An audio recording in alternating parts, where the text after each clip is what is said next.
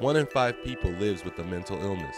Each of us feels the impact, whether it affects you directly or someone you know and love. Stanford University's Department of Psychiatry and Behavioral Sciences uses an innovative 5-fold approach to advance the field of psychiatry. The approach helps those living with mental illness as well as the medical community and society as a whole. We are seeking to build a better future, and we do that through integrating 5 missions. The first is the idea of advancing science. What is our true understanding of mental illness, of the origins of mental illness, of normal health and development. Secondly is clinical innovation, so really building much better evidence-driven models of clinical care so that people with mental illness have better quality of life. Third area is educational excellence. We have the privilege not only of training medical students, residents, and fellows, but also psychology trainees, scientists, mental health professionals throughout their careers. The fourth area is community engagement and commitment, and that is the sense that we serve our local community and we serve communities throughout the world. And then the fifth area is leadership, really living up to our promises, living up to the commitments that we have in society, and building new evidence-driven public policy to build leaders of the future. And the idea is to harmonize and bring all 5 of those missions together for a very robust and committed Department of Psychiatry and Behavioral Sciences. The Department of Psychiatry here at Stanford University is the epitome of what a modern academic department of psychiatry should be. All these different missions are valued equally by the administration, both within the department and at a university level. I study the effect that traumatic stress has in brain development. The work fulfills the mission of the department in all of its areas. It really integrates community work with science, with education, with leadership in the profession, and with clinical excellence. We develop treatment protocols that we put into practice. In that way, we reach our community here locally.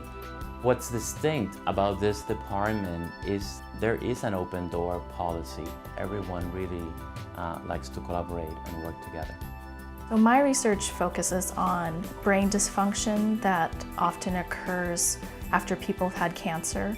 My research has thrived really well here because I've been able to approach it from multiple angles, not just psychiatry and neuropsychology, but immunology, genetics, endocrinology, oncology. So we have a very collaborative group. My Center for Interdisciplinary Brain Sciences Research probably couldn't exist in most departments of psychiatry. We don't just do research with our patients and send them away. We offer clinical services to them as well. At Stanford, I wasn't being forced into somebody else's framework of what I had to do, and so when I got interested in helping people control their pain with hypnosis or deal with their existential anxiety with group therapy, I got asked to set up a Center for Integrative Medicine. So the institution has kind of adapted to my strengths and what I can bring to it, and that enables me to give more back to the institution. So my work is specifically around anorexia nervosa and the treatment of adolescents. I do translational science as well. You can't do that most places. Stanford has a depth of capacity both in terms of expertise and all the instrumentation and research support that you need to be able to carry that kind of translational research forward. Ultimately, we're trying to model and teach leadership in fields, that you don't just follow along and do what people say you ought to do. You think for yourself. You evaluate what's good and what could be better in psychiatry and how can we do it. And we have community connections, both with support programs, for example, like Breast Cancer Connections in Palo Alto. A big part of our department of works is the Veterans Administration Medical Center. We encourage people to do what most challenges and interests them. Stanford also is outstanding because of its educational mission. We need to be training the next generation of researchers who are going to advance knowledge. We have fantastic educational programs that are across the professional development spectrum and work with all different kinds of mental health professionals.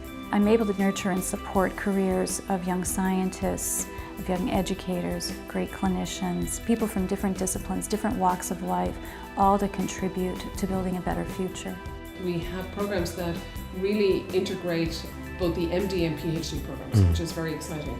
I think also we are highly communicative with each other in the educational areas of our department.